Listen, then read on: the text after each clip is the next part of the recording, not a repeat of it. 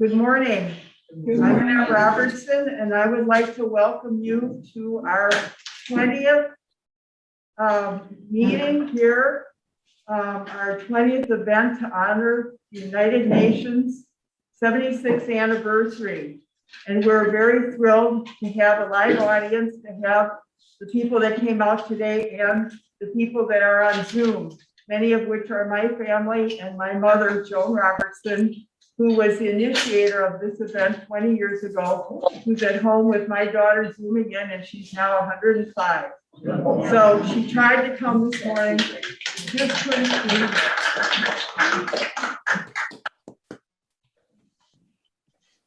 So first off, I'd like to introduce you to Niama Reed, who's the director of our library, who's hosted this event for many years. And I'm going to wait to have one of our co-presidents of the Mal UN Waikish High introduce our speaker. So we'll hold that in abeyance as for a little bit of intrigue. And I'm going to introduce Linda Greenfield, who is our ambassador to the UN, who's going to say a few words via video to welcome all of you here and on Zoom on this wonderful event of the 76th anniversary. Oops, hang on, I still have us on here. Or have her on mute.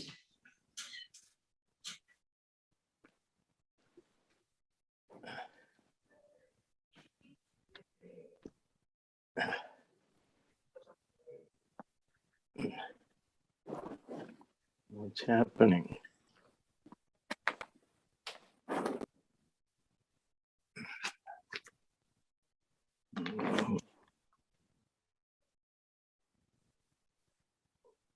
What's happening?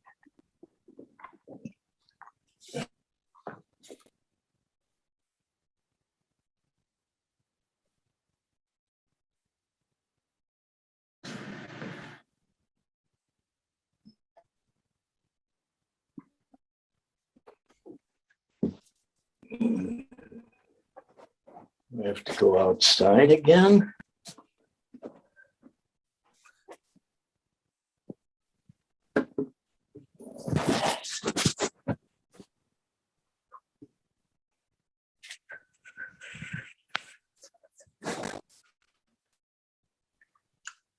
What's happening to the audio? Oh, I think the audio is okay. I think she's just went to do something.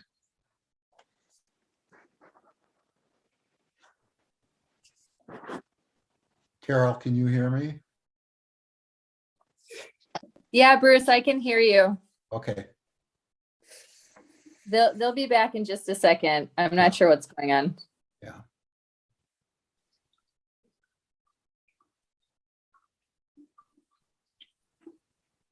Yeah, that's Bruce right there. He's right here. Are we speaking to him now? Yeah. Yes, Hi, hi, dear. Mom. Hi, How are- sweetie. How are you? When are you coming to see me, Bruce? I want you to come and see me. Okay. Oh, I didn't know that. It's okay. It's okay.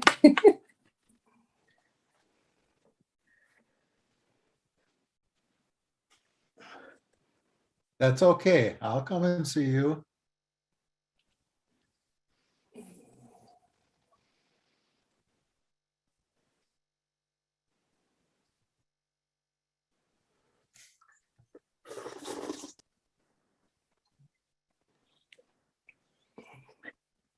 Where are you guys? Are you at Carol's? No. We're in the kitchen at Grandma's. Oh, okay. Hi, Welody.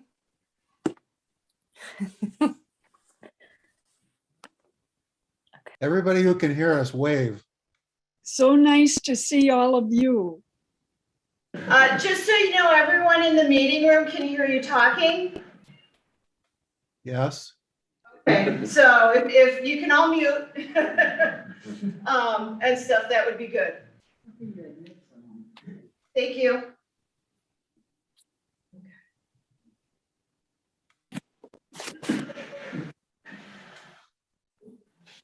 Okay, go ahead. Hi, everyone. The history of Troop 400 and UN Sean, connection. can you take off your mask? and Yeah, project a sure. little? Thank you. In 1907, the World Organization of Scouting began in the UK, and the US joined in 1909. Since then, the WOSM has been one of the 130th international non-governmental organizations, now with general consultative status with the Economic and Social Council of the UN. Today, there are about 165 countries around the world that have been scouting out of 193 plus countries in the UN. In addition to this, the WOSM's current stated mission is to contribute to the education of young people through a value system based on the scouting promise and scout law, to help build a better world where people are self-fulfilled as individuals, constructive role in society. Even countries like India and Nepal have been influenced by the WOSM. Personally, I have been member of Nepal Scout Organization, helping to transform and educate the society based on the Scout principles. At one time, the UN helped to encourage third world countries to develop scouting programs, which includes former East Bloc countries. In 1957, the UN established its own scout organization for sons of diplomats that were away from their home countries. Now, counting in the world includes more than 30 million boys and girls. Locally, the Troop 400 started doing the flag raising ceremony in 2004. During that time, Mr. Brad Bailey was the scoutmaster of the troop, which Mr. Sauer exchanged with him in 1999. Before 1999, Mr. Sauer was the scoutmaster for many years. Due to Mrs. Annette Robertson's son's participation, the Troop 400 was invited to participate in the flag raising ceremony, a great community opportunity for the troop. During that time, no program was scheduled that involved both the US flag raising and the UN flag raising. A few years later, Mrs. John Robertson developed a program in addition to the flag raising ceremony at Whitefish Bay Village Hall. It is important to note that our distinguished community member, Mr. Seldom Lubar, was a former member of Troop 400. It illustrates the importance of leadership skills that Troop 400 has fostered to create outstanding community leaders like Mr. Seldom Lubar. Lastly, helping the young member of our community to learn and grow. There are activities and volunteering that Troop 400 has been doing. Thank you.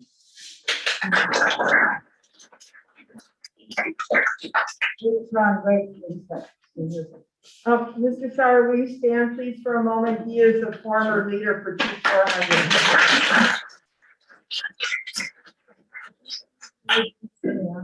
And then would you please name the other officers that are here? So Sophia and Annalie. So I am co-president of Whitefish Bay Model UN with Savannah. Our co-vice president is Sophia, and another co-vice president is in June, which is Anavi Prasad.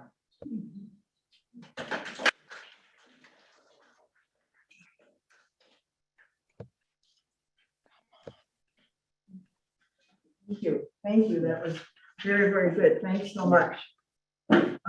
Savannah would like to introduce our speaker today, and Savannah interviewed him at great length, had that opportunity, and also we were together at Whitefish Bay High yesterday afternoon where our speaker spoke to a large group of students, and it was taped, so that will be shared at the high school and among other high schools in the community.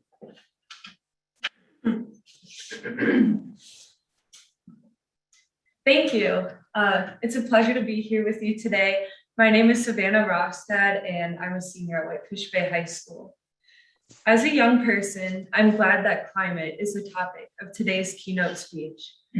I grew up in an era where the effects of man-made climate change were relatively clear and undisputed. To me and my classmates, it has always been a reality, one that has led many of us to speak out and advocate for our futures with science at our back. It is the climatologists who endure harassment from corporate defenders and deniers who press on, though the future fades further into the fog of political turmoil. They keep faith in the facts, knowing that if the issue was not so important, no one would be upset. The Goliath nature of the problem at hand acts as a lightning rod for emotions. Outrage, helplessness, numbness, we've been through it all. But now is not the time to wallow in the comfort of our static lives, the comfort of so-called normalcy that is stripped away year after year. Now is not the time to remain in blissful ignorance, turning a blind eye to the issues at hand. Time is what we need to protect. Action is how we save time for our future. Today, I am happy to introduce Dr. Michael Mann, a leader in climate research who has made countless contributions to the field of climatology. As well as being a professor at Penn State, he is a father and an advocate. He is not afraid to bring science to policy in the hopes that we may tip the scale in favor of our planet. Now, will you please join me in welcoming Dr. Michael Mann?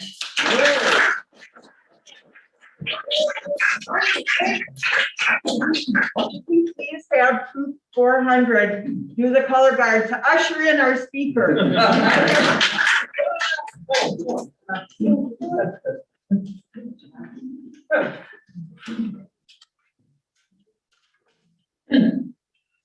All right, will everyone please rise. Color guard attention. Color guard advance.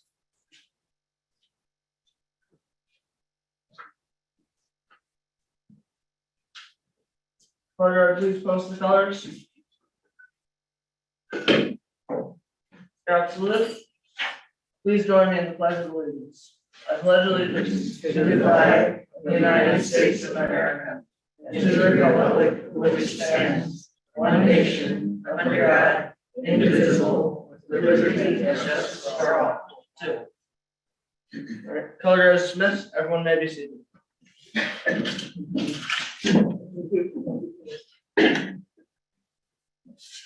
Okay.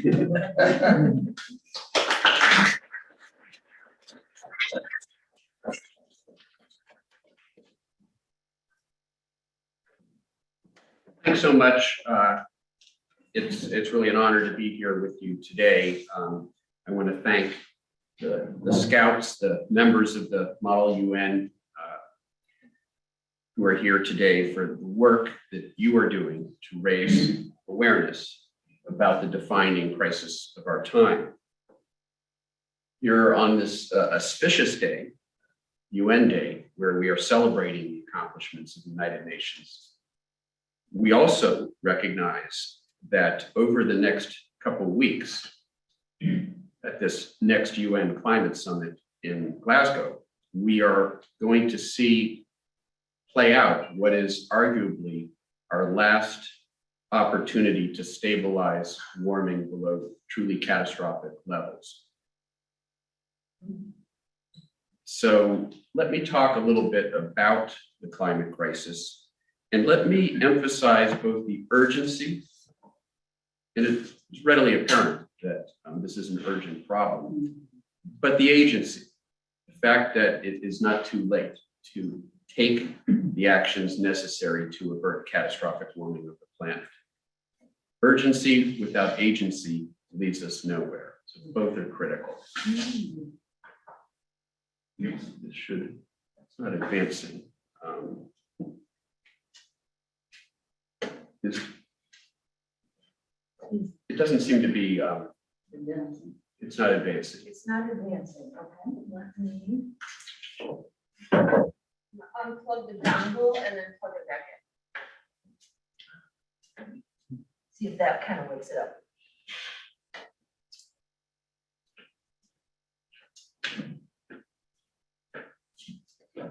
You want to exit out? It looks like it's gone. The dongle's gone. It's empty. No, the, oh, it is. Okay. It's there, yeah. Exit out. I just want to see. To play, yeah. There we go. There we go. All right. It was taking a coffee break. Okay, well, thanks. It's not working. Oh, it's just not working. Can you rotate it maybe so it's, Yeah, let's move it so the dongle is behind. Exactly. everything. Yeah. All right. Does that work? I think we're good. Okay. So let me start out by talking about the science, the basic science, the projections or predictions of future warming that were made a half century ago. Now, I'm not going to talk about the predictions of climate scientists like myself. I'm not going to talk about the predictions of the United Nations Intergovernmental Panel on Climate Change. I'm going to show you the predictions nearly half a century ago by none other than ExxonMobil, the world's largest publicly traded fossil fuel company. Back in the early 1980s, their own scientists made a prediction, which was remarkably accurate. A prediction of what the levels of carbon pollution in the atmosphere would be at this point in time and how much warming we would see as a result of that. They knew exactly what would happen if we remained addicted to fossil fuels. They didn't come forward and share what their own scientists had found. Instead, they engaged. And by the way, let me just quote their scientists. They referred to the potential consequences of business as usual fossil fuel burning and the resulting warming as catastrophic. Those weren't the words of Al Gore. Yeah. Those weren't the words of the IPCC. Those were the words of ExxonMobil's own scientists. But they buried that report, and instead, ExxonMobil got rid of that division and spent billions of dollars, or hundreds of millions of dollars in any case. The fossil fuel industry writ large spent billions of dollars in a massive disinformation campaign aimed at discrediting the very science that their own scientists had secretly affirmed. And as a result of that, we have a much tougher challenge on our hands as we go into COP26, the Glasgow UN summit this next week. If we had acted decades ago, our task would have been relatively straightforward. We could have brought those carbon emissions down gently in the decades ahead and averted catastrophic warming. But decades of inaction, thanks in part to ExxonMobil and other fossil fuel companies, has bought us is a much steeper trip down the other side of that curve. We now have to bring carbon emissions. You probably heard the numbers. We need to bring them down by 50% within this decade if we are to have a chance of averting a truly catastrophic 1.5 degrees Celsius, roughly 3 degree Fahrenheit warming of the planet. And the impacts of climate change, they're not subtle anymore. We're seeing them play out in real time in the form of unprecedented heat waves, the hottest temperature ever reliably recorded on this planet happened 2 years ago, 129.9 degrees, reliably measured in Death Valley, California. That record was broken this year, 130.0 degrees in Death Valley, California. And that's part of a larger trend of record-breaking heat around the world. Increase, nearly tripling in the frequency of these sorts of heat waves over the past several decades.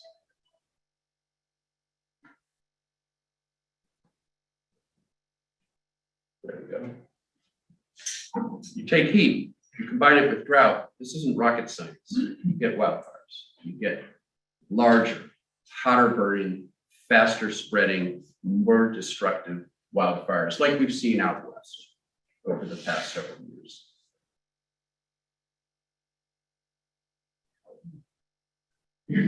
This is an article that I read in the Washington Post on my computer screen, and I took a screen capture of it exactly as it appeared, because I thought it was quite ironic. Some delicious irony here, really. California facing drought crisis as water shortages mount and fire danger escalates. Literally brought to you by ExxonMobil. Yeah. That's not doctored. That's a real image, real screen capture. The Pacific Northwest heat dome this summer, where parts of Canada saw temperatures that would be considered unusually hot in Phoenix, Arizona on the 4th of July. And yeah, it was due to climate change. That heat dome, yeah, it's climate change. That was my headline. New York Times ran with it. The fires continue on. Many of you have probably seen an image like this from this summer. That's Lake Tahoe. It's an apocalyptic image. It somehow captures the catastrophe of what we're heading into. Good? Yeah, I'm just gonna try to get a little closer so it shows the screen better. Since we're using two different computers, it's not showing for the Zoom. Okay, well, that's the United States. There's Australia, where I did a sabbatical 2 years ago. I went to Australia in December 2019 for a sabbatical to study the impact of climate change on extreme weather in Australia. And instead, I arrived to witness in person, firsthand, what was arguably the most profound example of climate-fueled extreme weather in history. The massive bushfires that blanketed the continent of Australia that summer. And again, images that are sort of seared into our consciousness. I will have nightmares for the rest of my life based on that image of that kangaroo looming in the foreground behind this inferno. It's the same area, Australia, less than a year later. No, your eyes aren't deceiving you. That is a river, that is a house floating down a river. Oh. And it's not a houseboat. That's a house floating down a river. Unprecedented floods. Hotter, more heat, you bake the ground, you get worse drought, you get these wildfires in the summers. But in the winter, those winter rains still come. And there's more moisture in the atmosphere because the atmosphere is warmer. It can hold more moisture. And so when it does rain, you get more of it in short periods of time. You get worse flooding events. So that's not a contradiction. Some people say, well, you climate scientists, you can't make up your mind. Is it the droughts and the wildfires, or is it the floods? It's both. We see greater extremes on both sides of the spectrum. And sometimes they combine in catastrophic ways. Wildfires destroy the vegetation, they destabilize the topsoil. When those winter rains come, you get, and there's more rain because the atmosphere is warmer, as I said, that combines to give you these deadly mudslides that we've been reading about recent years. So the mudslides, the floods.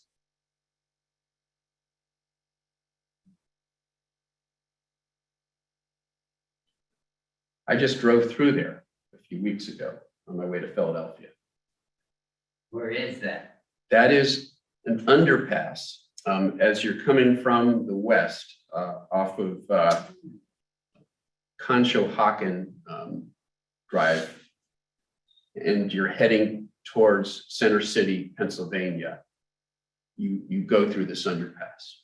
If you're driving from State College, Pennsylvania, Philadelphia, you're going to go through it. It's So I knew that underpass when I saw this image of it.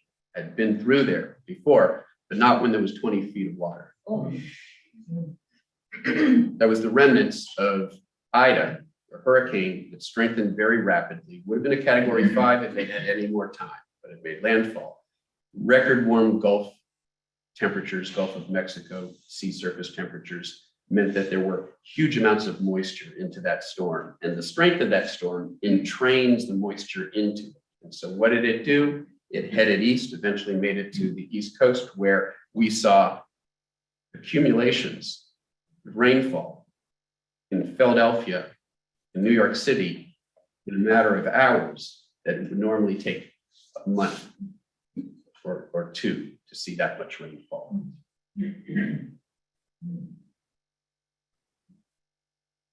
So the impacts of climate change, they are no longer subtle. This is the face of climate change, these extreme weather events. Nowhere is safe. Actually, let's go back there. We'll skip through there. We saw that before. We saw that. Sorry. Look at all that again. And then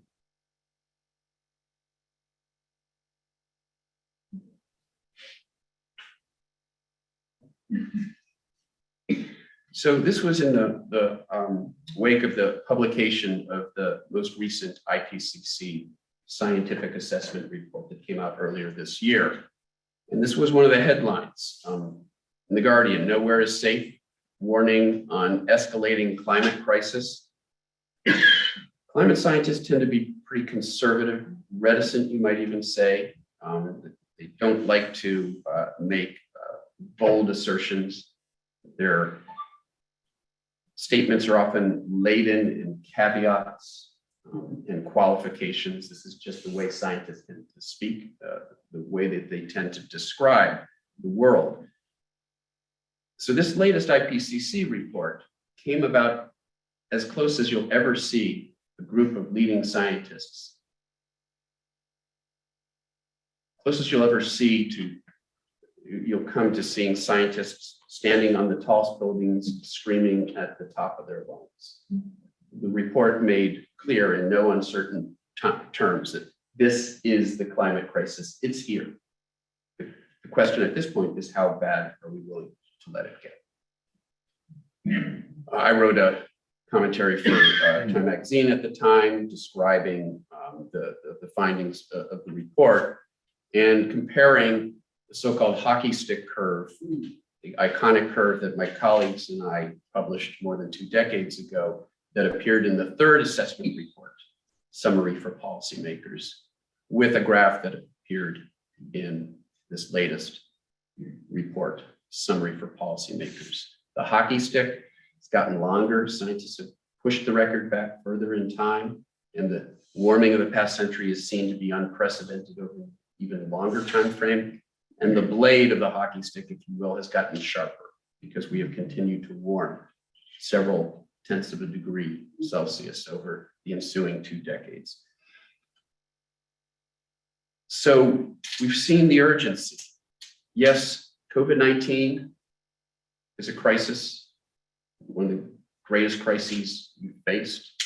Hundreds of thousands of deaths here in the United States that arguably could have been avoided if policymakers who were in charge had followed the advice of public health officials. A tragedy by any measure. Millions of deaths around the world, and yet climate change will lead to far more fatalities if we fail to act. It's an even bigger crisis. Some of you may have seen this headline over the past few days, a study that was published in The Lancet by some leading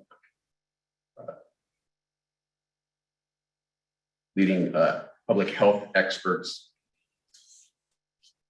noting that climate change already imperils millions of lives. It is the greatest public health crisis that we face in the decades ahead. We will get past the COVID crisis. In a couple of years, despite the tragedy, it will largely be in our rearview mirror, but still looming in the foreground will be the even greater climate crisis. That's the urgency. Let me also talk about the agency, though. It's not too late. Bill Gates, sorry, we don't need a miracle. That's unhelpful talk.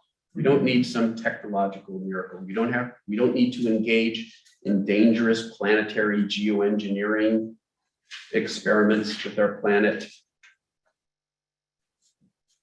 We have the technology now to solve this problem. Renewable energy technology, storage, energy storage. We can do this now.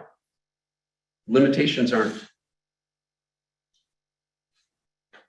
technological, they're political, a matter of political will. On a levelized basis, renewable energy is far cheaper now than fossil fuel energy. The problem is that we still have politicians who are putting their thumb on the wrong end of the scale, providing subsidies for fossil fuel energy that is having this harmful impact on the planet, while not providing the right incentives for renewable energy, clean energy. We have this perverse incentive structure. So we're propping up the fossil fuel energy, industry at a time when we should be promoting renewable energy. Despite that, we're seeing remarkable gains in capacity and renewable energy capacity. There's more added energy capacity every year now in renewables than there is in fossil fuels. The wind and solar boom is here in Australia, in Europe, in the United States.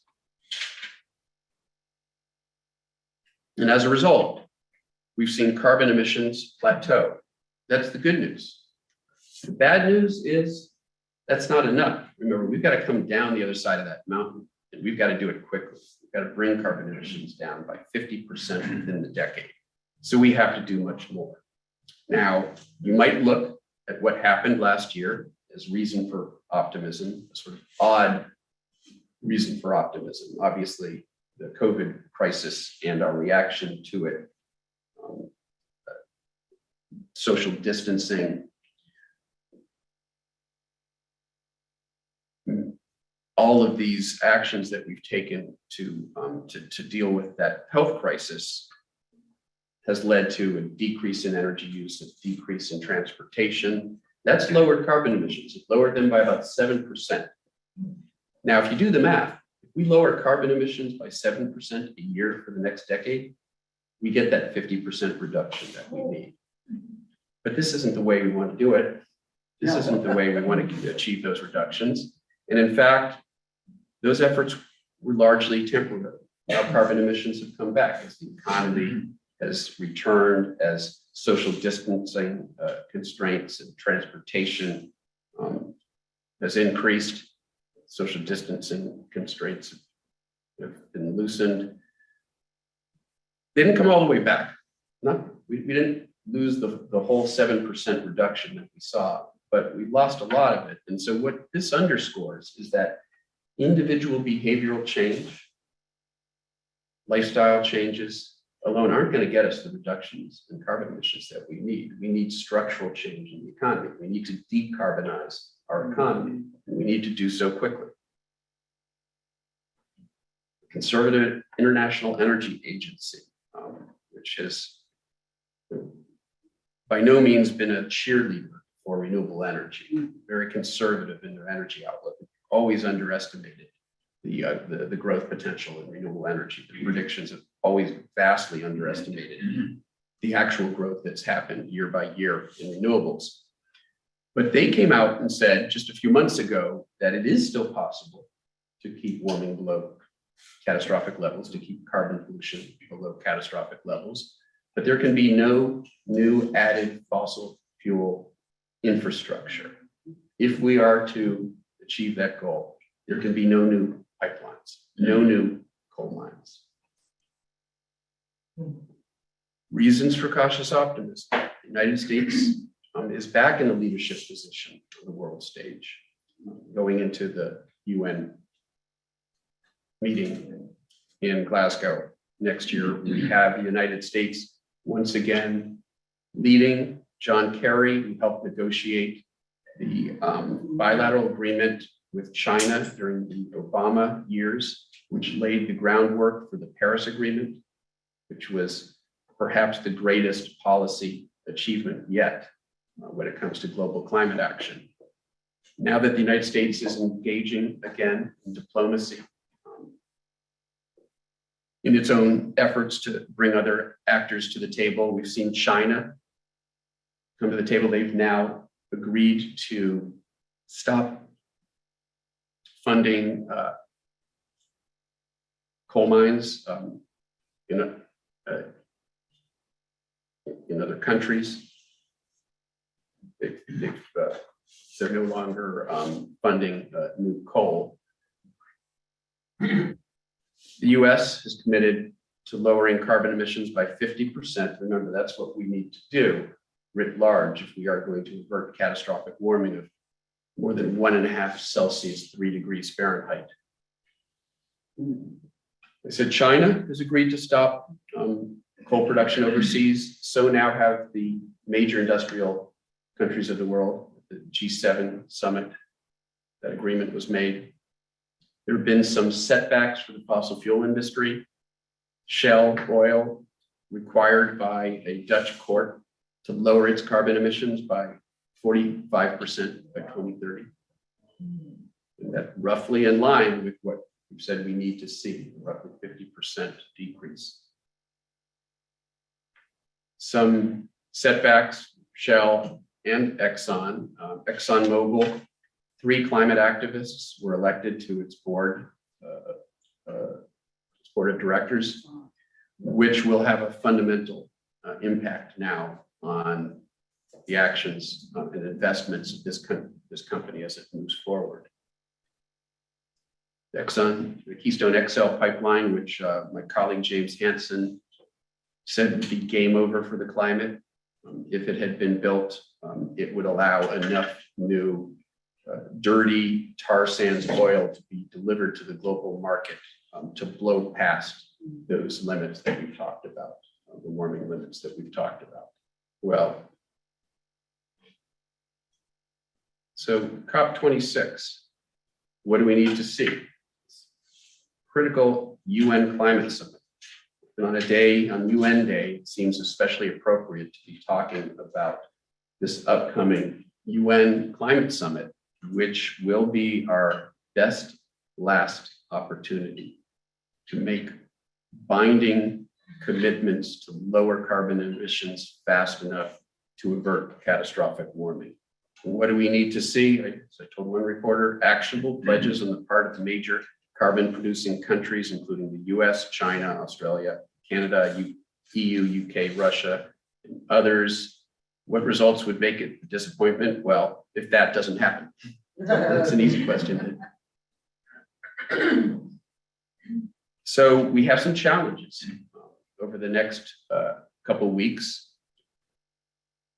The commitments that the Biden administration has made to lower carbon emissions by 50% can't be met by executive actions alone. We need legislation to codify these efforts to decarbonize our economy. And this current Build Back Better bill that's being debated in Congress, the reconciliation package as it's called, has in it some key climate provisions, including what's known as a clean energy standard.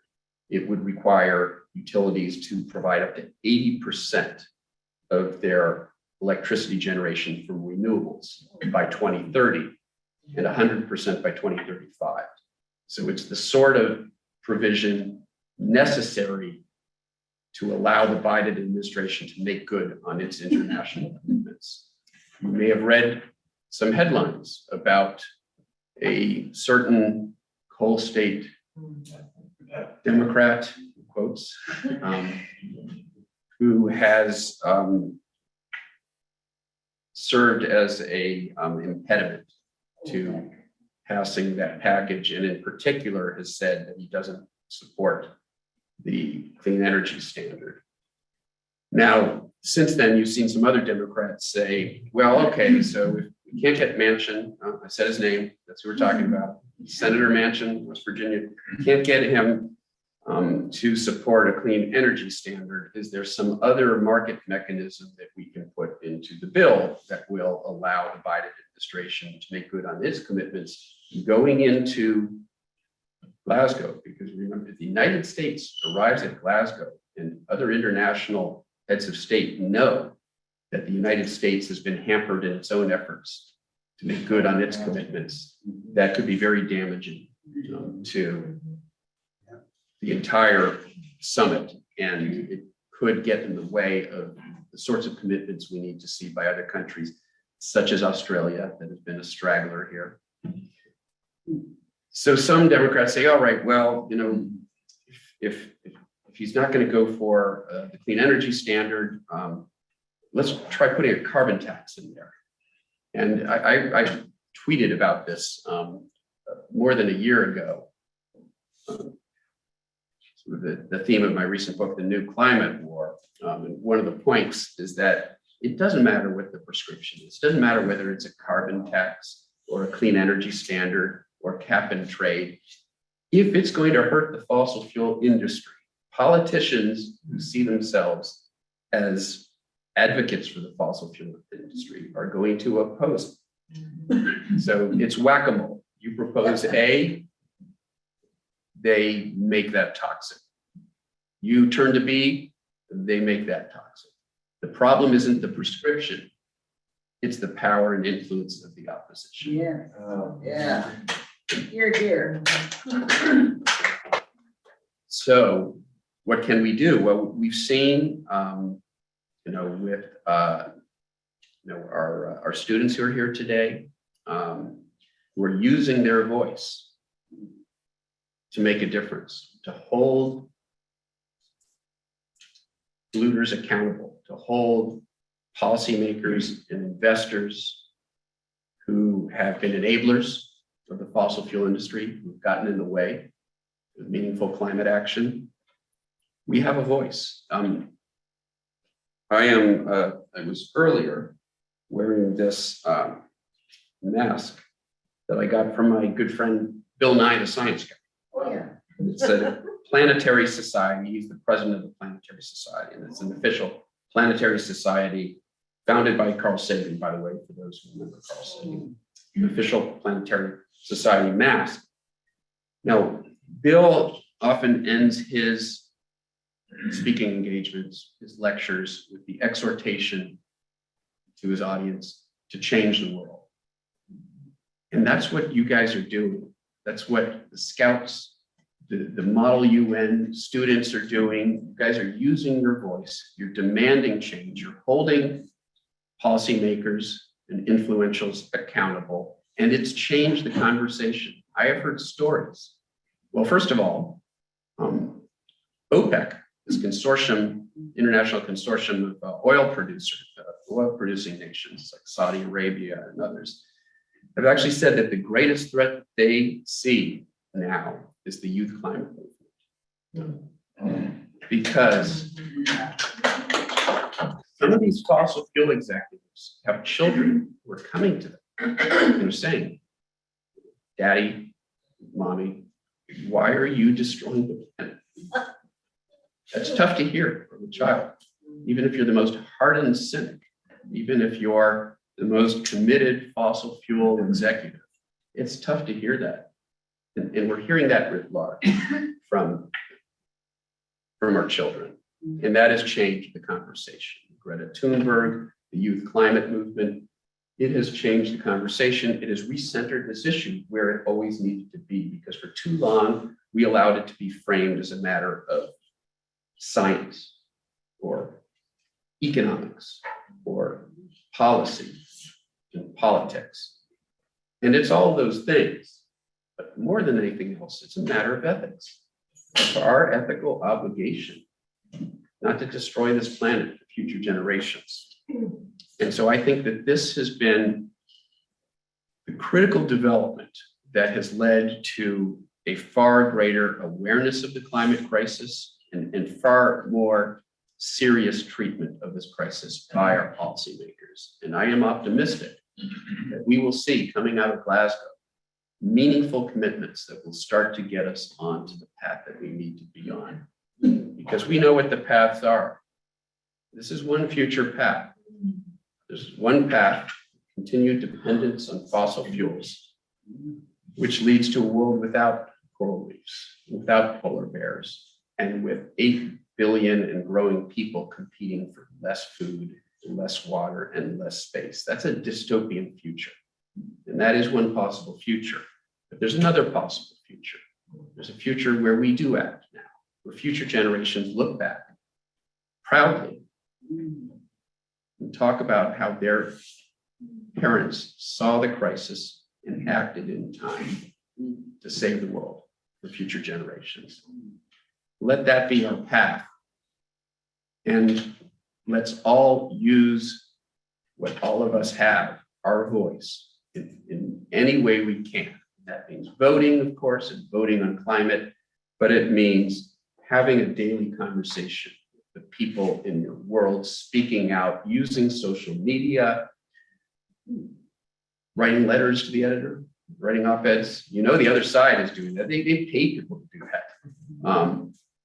Creating the public pressure that will force our policymakers to make the right decisions now before it's too late. And again, here on this day when we're celebrating the actions, celebrating the UN and all that it's done and all that it's doing right now when it comes to addressing the climate crisis, it's an appropriate time to recognize that this is our moment. Let's take advantage of it. Thank you.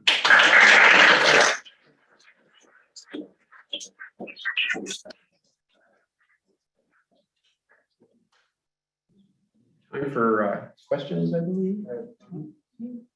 Right in the front. Do you see a place Could you for, state your name? my name is Bob Boucher, Reels. Do you see a place for carbon credits? You know, you look at the, basically how cigarettes, when I was a kid, 30 cents a pack, and now they're, you know, what, $9 or something. Right.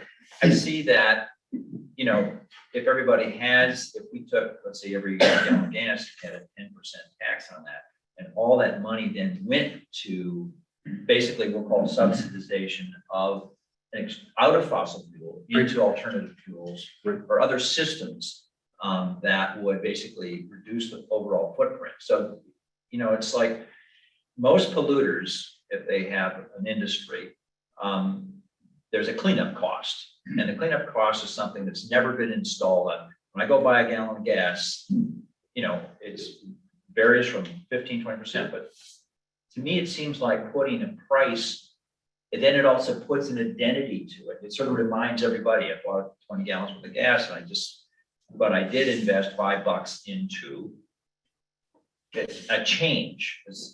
And a structural change has to come across, I think, from an incentive wise. I mean, you make it expensive and it changes things. That's how we have higher gas mileage cars, et cetera. So I just wanted your thoughts on that. Yeah, no, I couldn't agree with you more.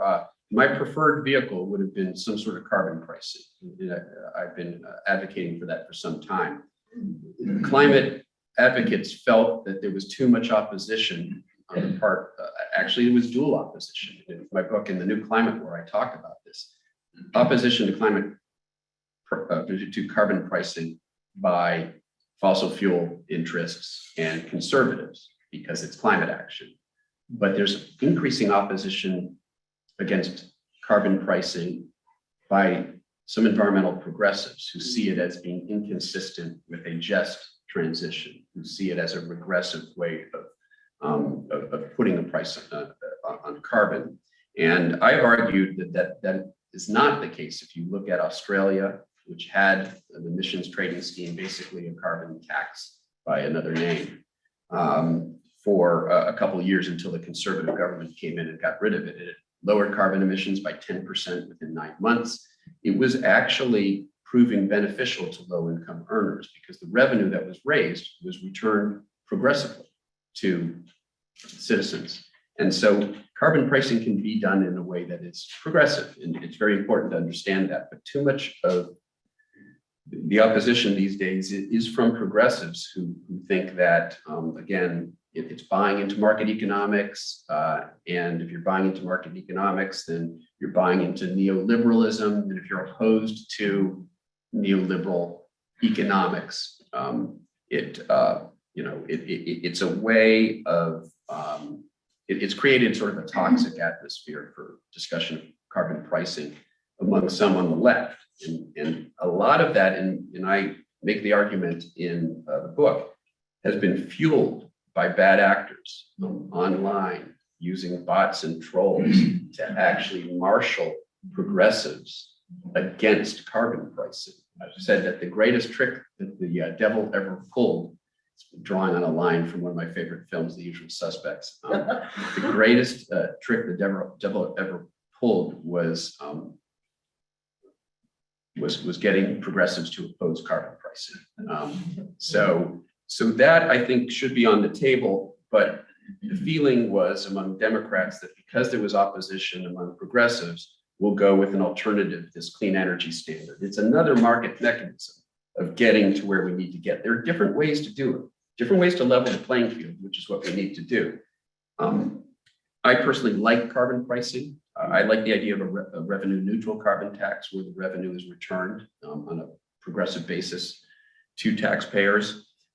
But the problem is right now, the opponents are going to oppose if it has the potential to truly decarbonize our economy and hurt the fossil fuel industry, the people who are opposing one mechanism are going to oppose any other mechanism. So that's the fight that we're in. And just to follow up to that, so one of the things with forests and carbon sequestration, one of the ideas that I've been working with people is, so take private landowners who have forests, say in northern Wisconsin, Minnesota, the Northwoods, this bioregion, and pay them to not cut the forest, to basically get older growth structure and also then drive some of that carbon in. So metrically that, so then you would have the type of almost a conservation easement or a mineral right, if you will, bind their carbon and then stabilize it. You would aid biodiversity, right, and you'd also increase basically the ecological function of this entire region. Sure. Yeah, it's sort of what the Nature Conservancy does to try to preserve forests, using the market for good, buying up that land and retaining it in its natural state, and carbon burial through reforestation and afforestation is an important part of the sort of panoply of climate solutions. One thing that again, I talk about quite a bit in the book, we have to be careful. The fossil carbon we're taking out of the earth is ancient carbon that's been there for millions of years. The carbon that we're trying to sequester in forests is a much shorter lifetime.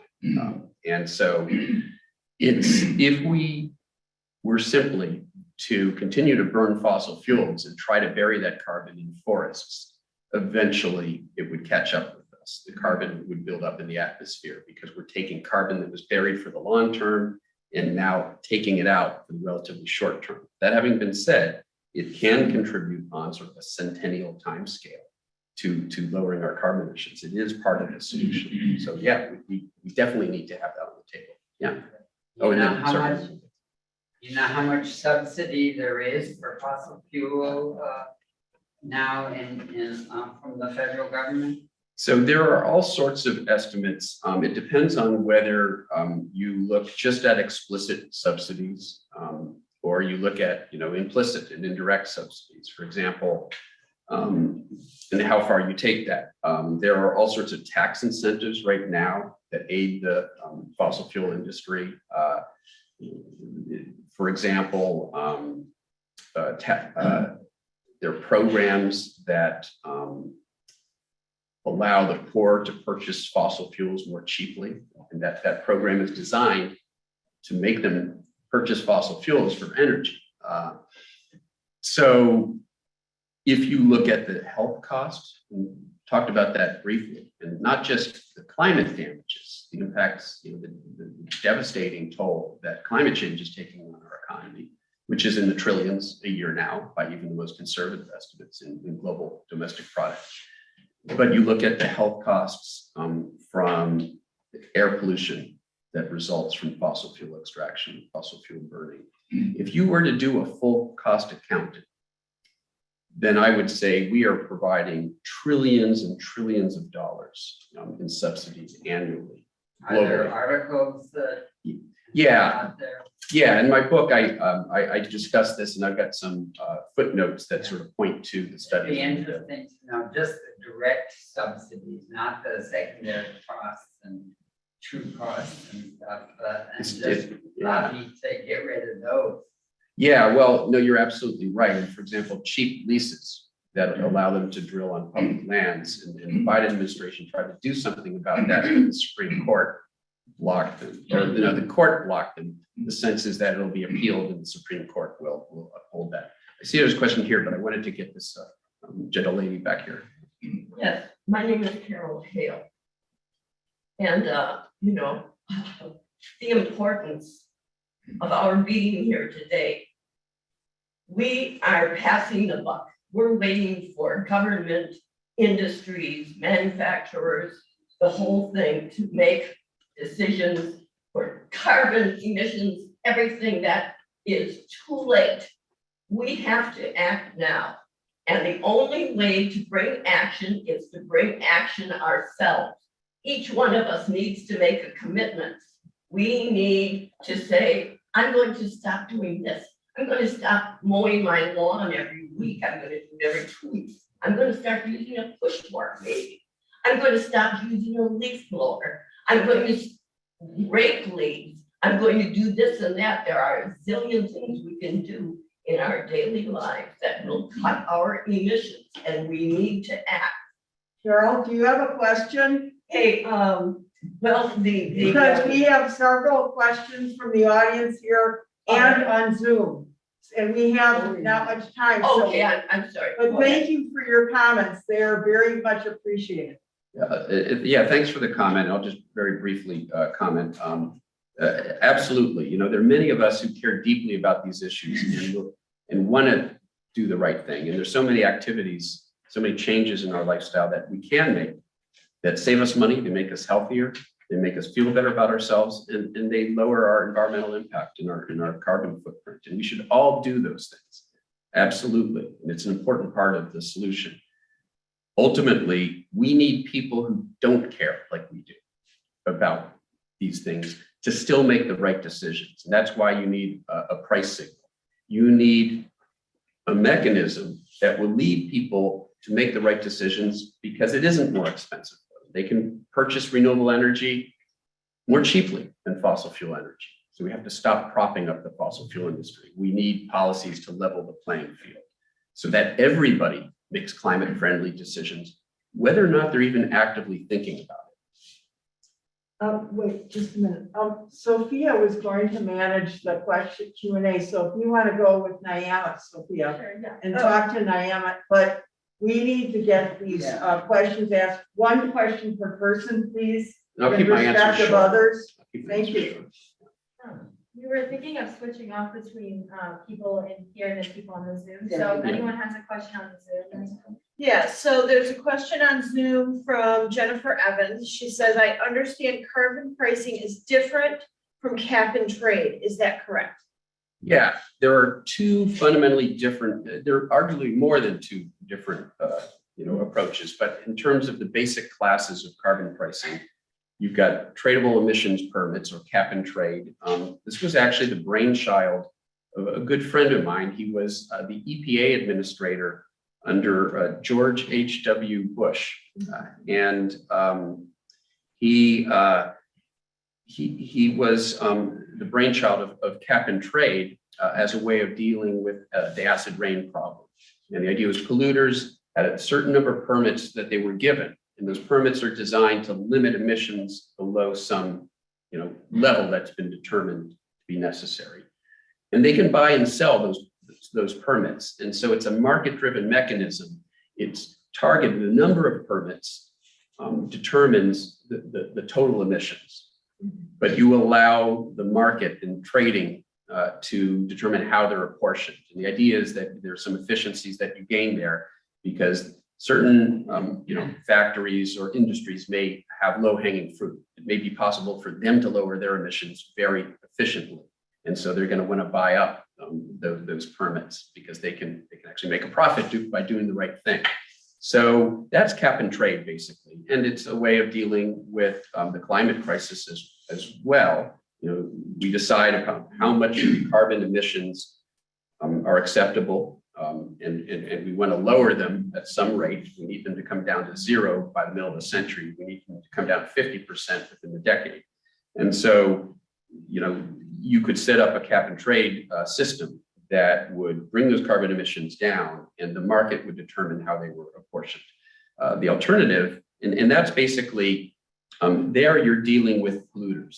So it's at the point of carbon emission. Another way to do that is a carbon tax, and that ends up being at the point of sale. There are two different approaches.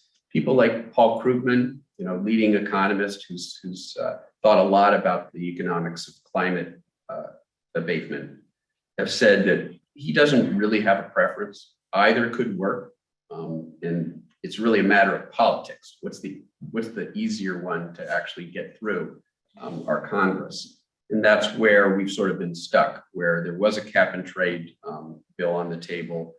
Polluters said, no, we want a carbon tax instead. And so Democrats then tried to introduce a carbon tax in Congress, and they opposed that anyways. That's sort of where we are. But they're both viable market mechanisms for reducing carbon emissions. And this clean energy standard that I talk about is yet another way of doing it. There are different ways of leveling the playing field, which is what we need to do. Yeah, the question. Tim Kale. And my question is, the problem is so great that individual actions, while important and nice, are not going to get carbon dioxide out of the air. A little bit they will, but they won't stop the warming of the planet. So then we go to public policy, because only governments have the power and the reach and the money to make policy changes that are commensurate with the problem. Yeah. Now my question is, would it be possible for the environmental organizations to come up with maybe a 10-point plan or a 6-point plan that all citizens could get behind? Because when I talk about this, people are really glad to do individual things like recycle and that. But when I say, no, we have to have big public policy changes, you got to get collective action. I said, yeah, but what? What? Yeah, you know, this is actually the thesis of my book. I talk quite a bit about deflection campaigns. I think most of us in this room are old enough to remember the famous Crying Indian ad in the early 1970s, the tearful Native American in headdress, his canoe, and the bottle and can litter and it inspired some of us. So, you know, we need to clean up the environment, right? We need to pick up those bottles and cans. And there are a number of environmental organizations that signed on and were co-sponsors of that public service announcement. What we later learned, thanks to some investigative journalists who really dug into it, is it was a PR campaign hatched on Madison Avenue by the beverage industry, by Coca-Cola, Anheuser-Busch, and other beverage companies that didn't want to see systemic policies pass, bottle bills. They didn't want the bottle bills to pass because that would require that bottles and cans would be returned to them. They would have to process that in the process of recycling, and it would hurt their profits. So instead, they engaged in a massive disinformation campaign, the Make America Beautiful campaign. And one central piece of that was the Crying Indian ad. Now, even the Indian part of that was a lie. The actor was an Italian American. But the lie went much deeper than that, because it was, again, what's known as a deflection campaign. They wanted to block policies that would hurt their bottom line. So instead, they made it about individual behavior. It's just about you being, you know, a better environmental steward. The fossil fuel industry has been using exactly that same playbook. Again, I've spent much of my book talking about this. It isn't a coincidence that British Petroleum in the early 2000s gave us the first individual carbon footprint calculator, because British Petroleum and fossil fuel companies wanted us so focused, as you say, on our individual carbon footprint that we failed to take note of theirs. 70% of carbon pollution comes from just 100 polluting companies. And so you're absolutely right. Sure, let's be the best stewards of the environment that we can be. Why not? But let's not allow polluters to convince us that that is the solution to the problem, because you and I, we can't impose carbon pricing. We can't block new fossil fuel infrastructure. All these things that are necessary to happen that we can't do. We need our policymakers. What we can do is turn out and vote out those politicians who see themselves as advocates for the fossil fuel industry rather than advocates for the rest of us. Younger folks. So I'm Andy, I'm a freshman at Whitefish Bay High School, a member of the Molly Line and a member of the House. I was just wondering if nuclear energy could be another potential alternative energy, and like, could it be effective? Yeah, so I'm tempted to back up to this plot I showed earlier of the levelized cost of different. How did I get all the way back there? I have no idea what just happened here.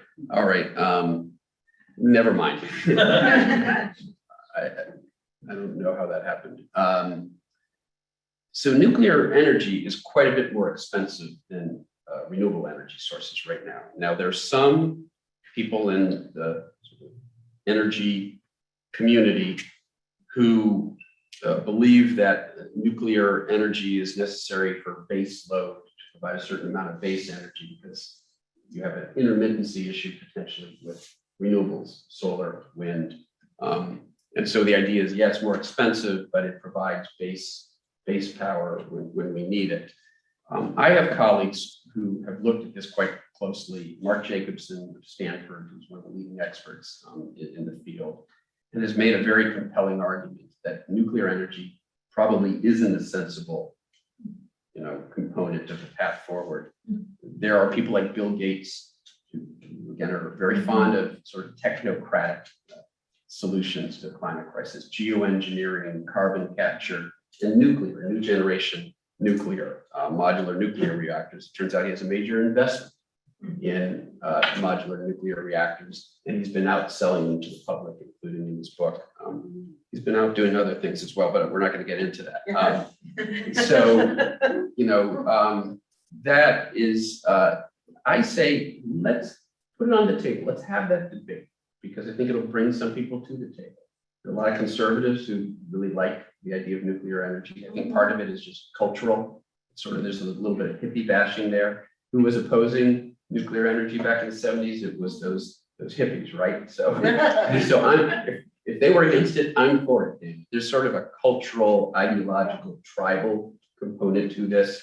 But I have a good friend, conservative Republican, Bob Innes. He was a congressman from South Carolina.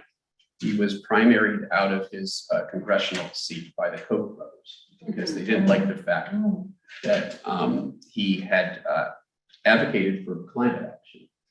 And so he now goes around the country speaking to conservative audiences, convincing them that there are conservative approaches to dealing with the climate crisis. And he argues that nuclear energy doesn't actually make sense if you just look at the math and you look at the economics of it.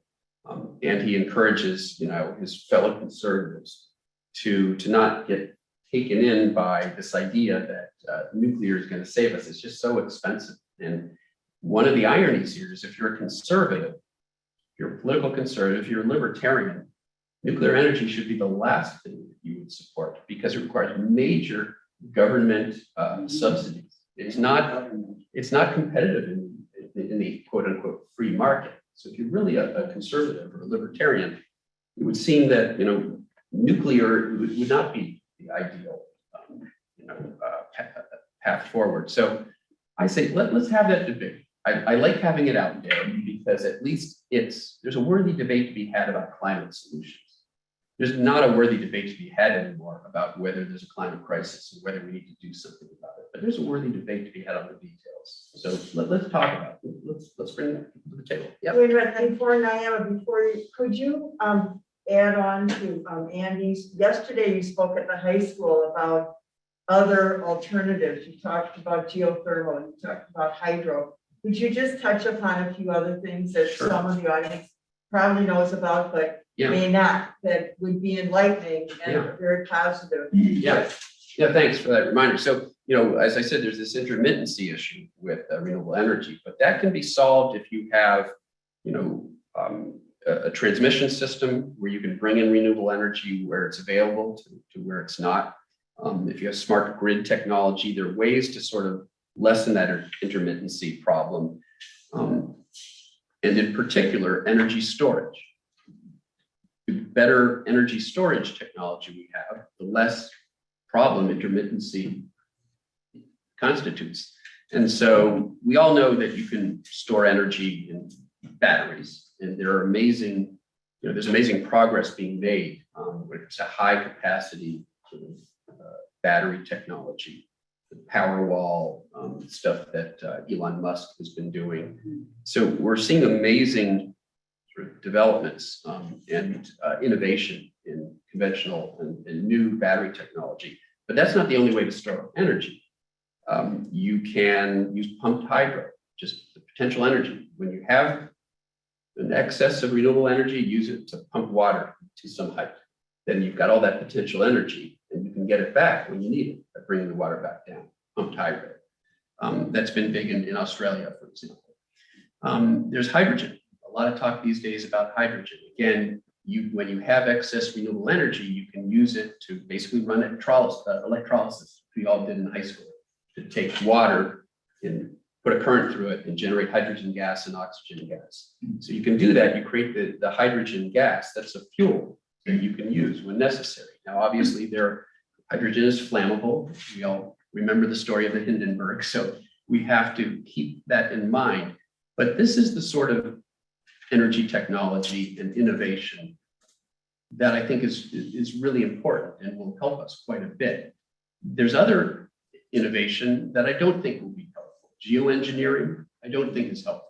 And so, yes, we need innovation, but we need the right innovation. And energy storage is an important area. Just combining a couple from online, Jamal talks about the military being a big consumer of fossil fuels and sort of what is their impact on the climate crisis.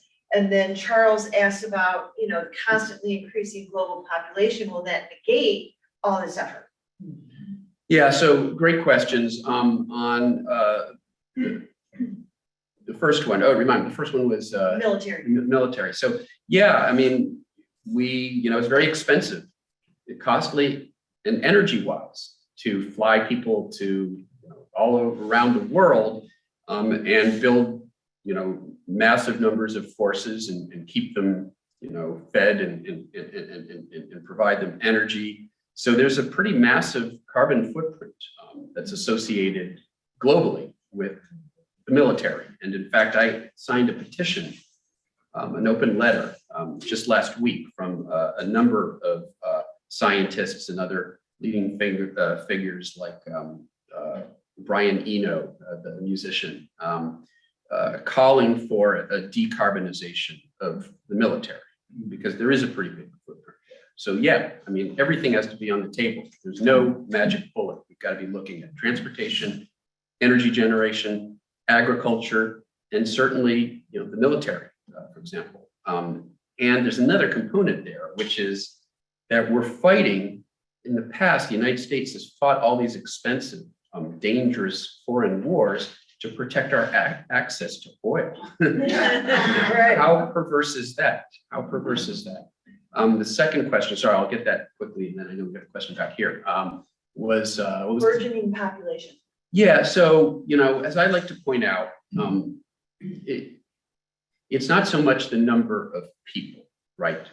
It's the number of people who are using energy that is generated from the burning of fossil fuels. And this is something that Bill Gates rediscovered. I'm often amused about this. In fact, I wrote a piece for Live Science about 10 years ago. Bill Gates wrote on his blog, I've discovered this formula. I've come up with this formula. It's how we can estimate carbon emissions. It's the number of people times the energy per person times how much what fraction of energy is generated from fossil fuels? And I said, that's great, Bill. We call it the Chi identity. It was published about 15 years ago. So he rediscovered the Chi identity. And I imagine he really did think he came up with it. It's easy to not be aware of what came before you, especially if you really like your own ideas.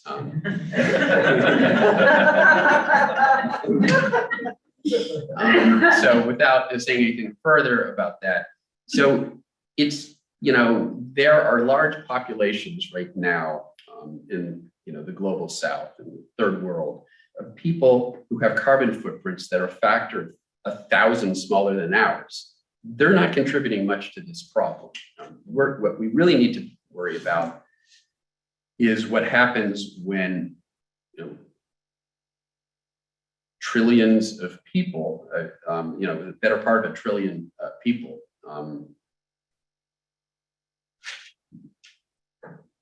become westernized and start leading the sort of carbon-intensive lifestyles that we lead here in the United States. That's what we really have to be focused on. And this is why we need to, for example, make sure as we go into Glasgow, one of the important discussions at this UN summit is going to be not just reparations, but assistance from the industrial world, from the United States, from the EU, UK. Industrial nations have an obligation to provide assistance and financing to developing countries so that they can skip past this dangerous fossil fuel stage that we went through. We don't want them to make the same mistake that we made. We want to provide them the assistance so they can leapfrog past that and develop clean energy infrastructure. That being said, this is a finite planet with finite resources. And ultimately, we do need to find a way to live sustainably on this planet. An infinite number of people drawing any resources at all would not be sustainable. So we do have to think about some of these larger sustainability issues. And I know you've been waiting for a long time. Then we'll get to Yeah, I want to, I'm down to you, and so I wanted to ask what live sources or resources are available to us now that's live, that is a source for inspiration, examples of what us people could do. Like the story would be how I turned my condominium into blah, blah, blah. I don't need examples of how to handle my garbage. Right. I don't need the ideas about how to change habits. What are the day-to-day things? More accessible things. What's our resource? Yeah, I would say my family, we do need some help with how to manage our garbage, especially our daughter. You saw a little girl, she's now 15 and a half years old. So there is a resource that a lot of people like. In fact, I saw it prominently displayed in the library at Whitefish High School, Project Drawdown. It was Paul Hawken, who's originally the director of that project. Now my colleague John Foley, director of Project Drawdown. And what they provide is sort of like 100 leading things that you can do. And some of them are sort of individual action. I've criticized them at times for emphasizing individual action a little too much over collective action, because the most important thing we can do is to use our voice, to vote, to do all these things, to hold our policymakers accountable. So my view is that Project Drawdown doesn't give quite as much prominence to that, given that 67% of our carbon pollution is from the fossil fuel industry, from burning fossil fuels for energy, transportation industry. But otherwise, it does provide a nice prioritization of things that you can do, many of which are getting involved. Some of the solutions are, educating women in the third world about family management. It turns out that countries, societies where women are allowed to be educated and are better educated make better decisions when it comes to sustainability.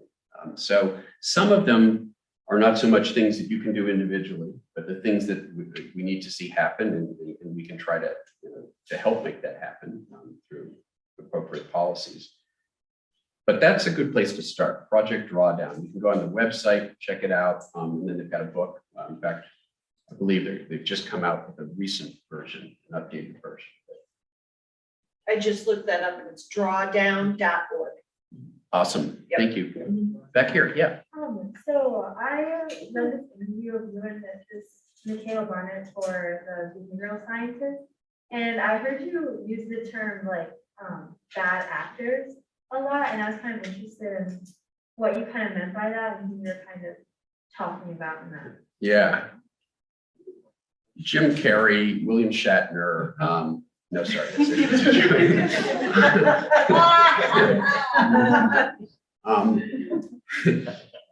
No, that's not what I meant. We've come, some of us have come to use that for it can individuals, but often it's nation states, petrostate actors. I'll sometimes talk about Saudi Arabia, Russia. So these are interests who are engaged in bad faith activities and efforts that are aimed at blocking the clean energy transformation, decarbonization, climate action. And so I, will frequently call out those that I see as bad actors. Russia is a very good example where, I won't go through the whole story, but their greatest asset is the fossil fuels that are still in their ground, and they want to monetize that asset.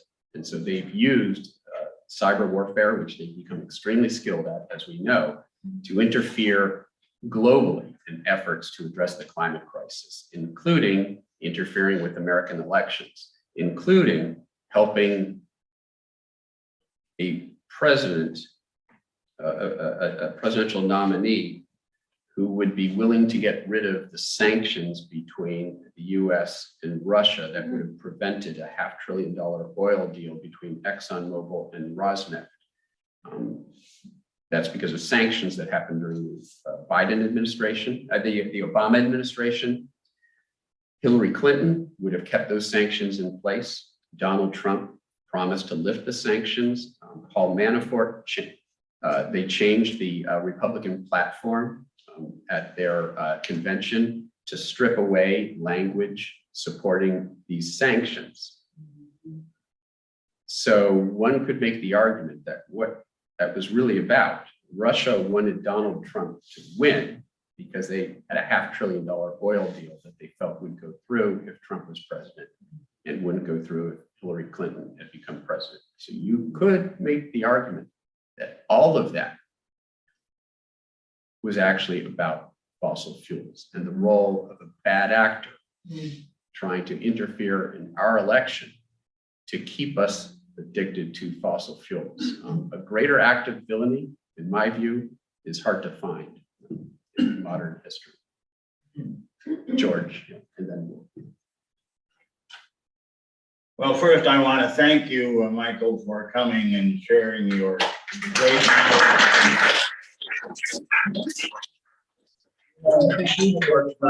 highly respected climate scientist on the planet.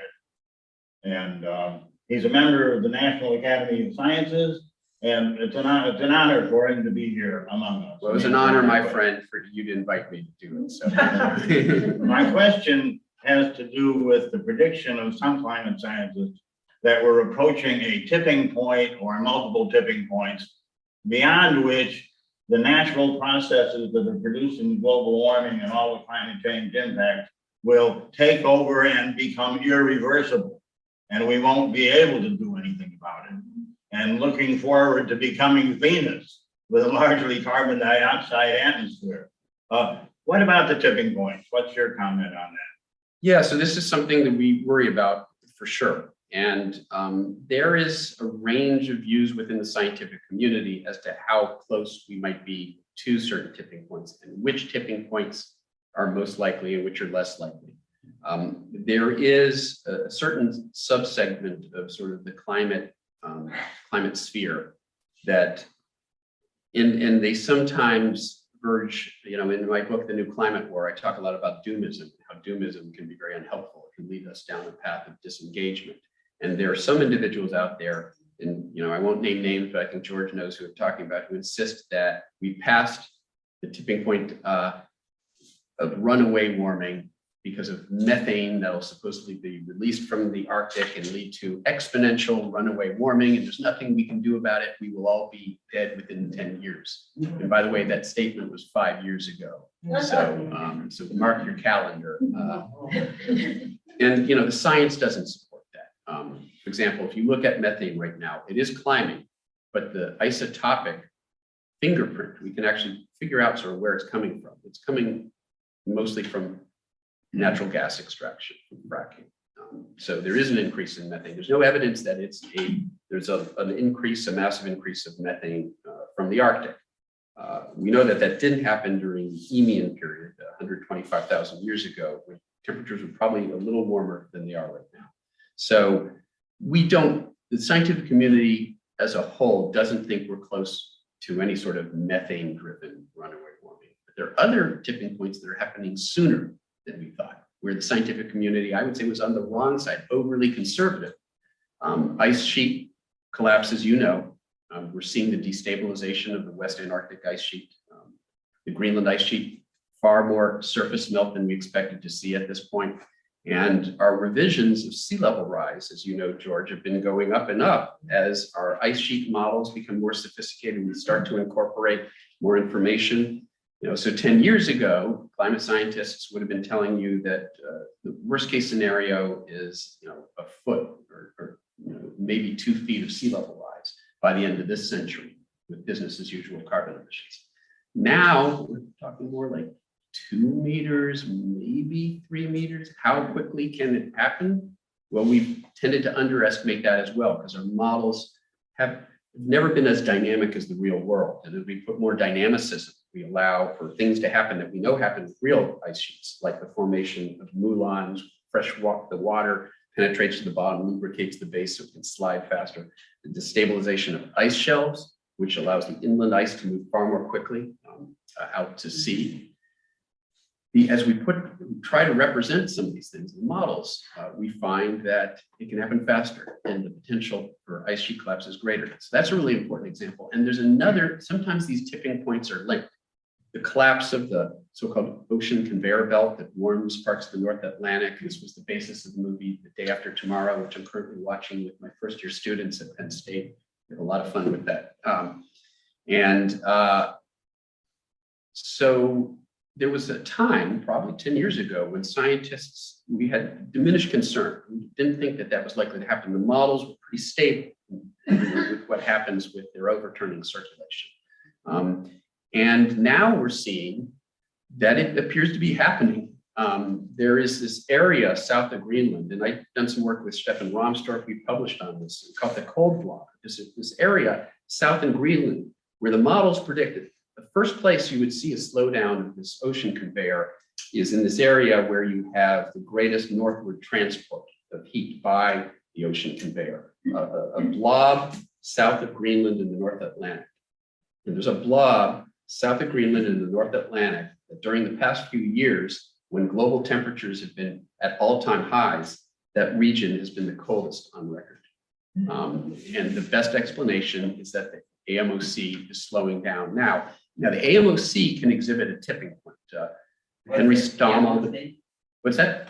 Sorry, this is the name. So the conveyor belt, ocean, sometimes called Atlantic Meridional Overturning Circulation, or AMOC, or AMOC, the conveyor belt. There are lots of words. Sometimes we call it the Gulf Stream, but the Gulf Stream is actually really just the wind-driven component along the East Coast. And then as it continues on into what we call the North Atlantic Drift, that's really the conveyor belt.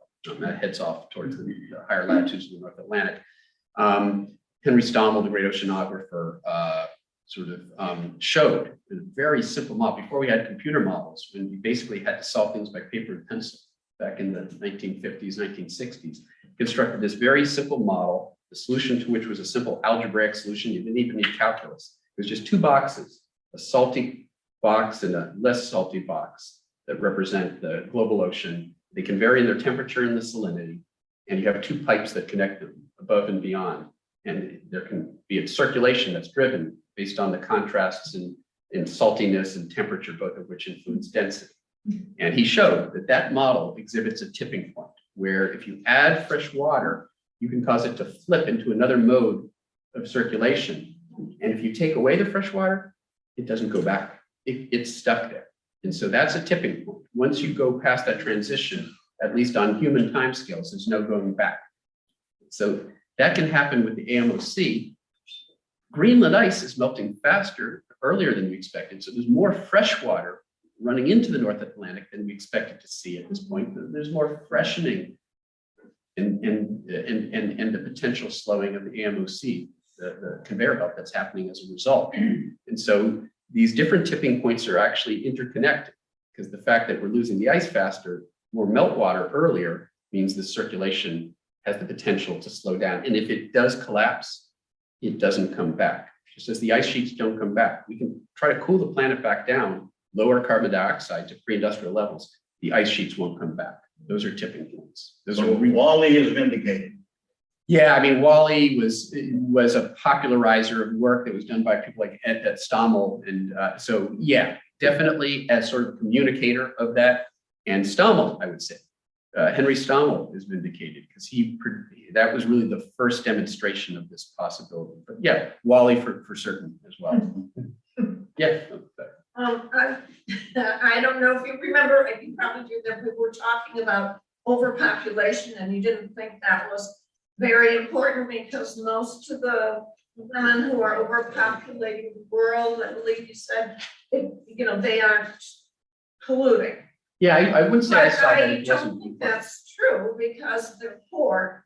They're burning fires 3 times a day, twice a day, once a day to create food. They are, and since I was born, there were 2 million people in 1950. Now 2 billion. Now there are 8 billion. I think that is something we could debate, because, it's just huge increase in 70 years. Yeah. And a lot of them can't help but pollute. Yeah, so I'll just sort of point back to the comments I made at the end of my answer to that question, was that there are some fundamental issues about sustainability where we really do have to look at population growth, in my view. That has to be on the table. Well, What 4 times as much is not very sustainable. Yeah, so I was talking about climate specifically, and there's no question that the carbon footprint of somebody who, a pastoralist in Africa, is like 3 orders of magnitude smaller than our carbon footprint. So they're not contributing now, but if they all, we want them, to economic development. If you believe in economic development, which I do, you want them to have more opportunity. With more opportunity is probably going to require more energy.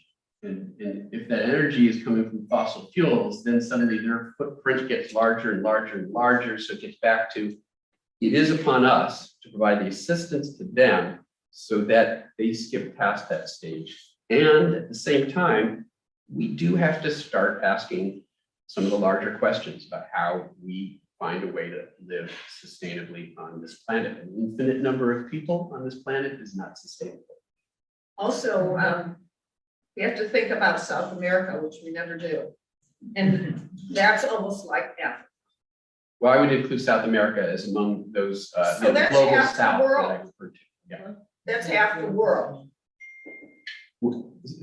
So, China and India together are 2 billion people. So just those 2 countries alone are 30% of the global Of our population in the northern hemisphere. But, I think it's important, and we should think about that more thoroughly. Well, I agree with that. Because we don't, because we don't, Thank you. it sounded like we didn't.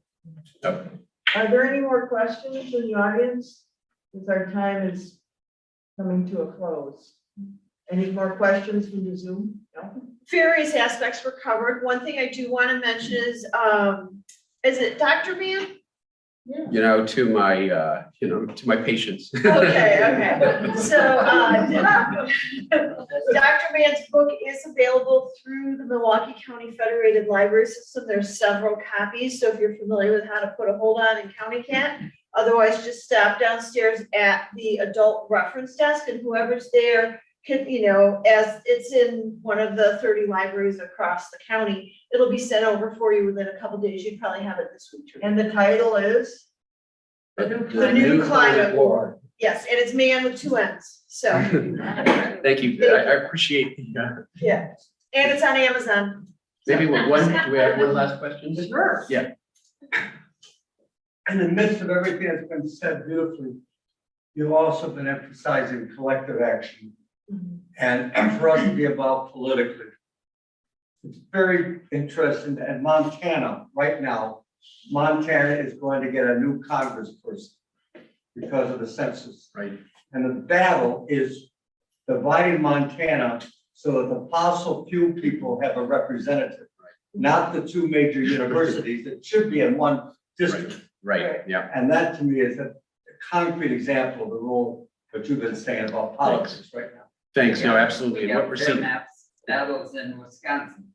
well, sure, and Texas, what's happening in Texas right now, where they've seen some of the largest increases, mostly Latino and Latinx, Latina. And the Republicans in the state are gerrymandering it in such a way that it'll actually lead to another 2 Republican leading districts. When the increases come almost entirely from Democratic leading Latinos. So there's some deep problems right now in our politics, and the bad faith treatment of the climate crisis is symptomatic of that in my view. So I think, I'm not sure you mentioned, but you can call your representatives. I do that every other day, calling and get through to Ron Johnson and other people. And of course, the people that we do support, but do what you can every day, have those conversations. I tried. I said, Like, Ron, no, but you Ron, can you talk to? No, I'm on the phone with Vlad. I can't talk right now. Anyway, let's give him a round of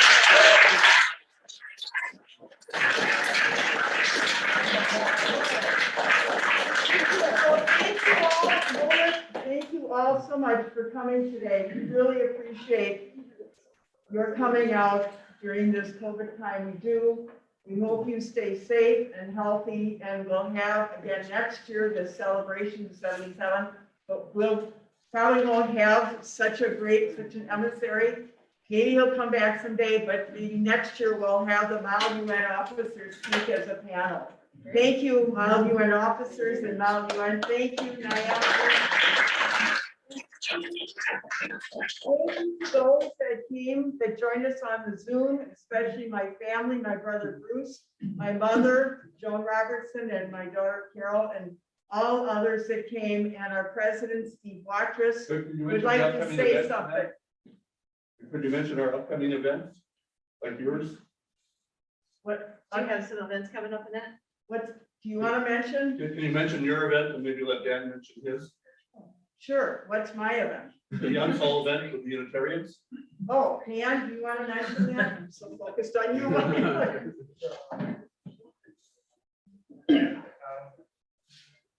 From tomorrow at the First Unitarian Church Forum will be a discussion, a presentation by Annette and the Unsung group at the Michael Space School about the high school program that Annette and others have developed in the Milwaukee area, educate our young people on UN. So this will be around, if you want to join in Zoom, you're welcome to, right? It'll be included, but this is the United Nations Schools for International Learning. There are 14 middle schools that comprise 4th through 8th grade in Milwaukee Public Schools that are focused on Model UN. And my mother, Joan Robertson, started the project with Dr. Driver 7 years ago. And it's been very successful and weathered COVID, believe it or not, but it's very exciting and the students love it. And so we do need volunteers. So for the World Fair, which will be in April. So if you're interested in volunteering and coming to the World Fair and asking questions of the students in their projects for their UNSL symposium, we would love to have volunteers, but we'll be speaking in a week about it. And in November, 13th, on Saturday, we'll be doing, UNA will be sponsoring a discussion on how to control gun violence. It's a broad title, but having two speakers who speak to it on ground view, level from our labor Wisconsin, Wisconsin against violence education fund, and the ground view, and the second speaker will be national view from the Joyce Foundation. Okay, thank you, Dan. Let's give one more round of applause to Michael Mann.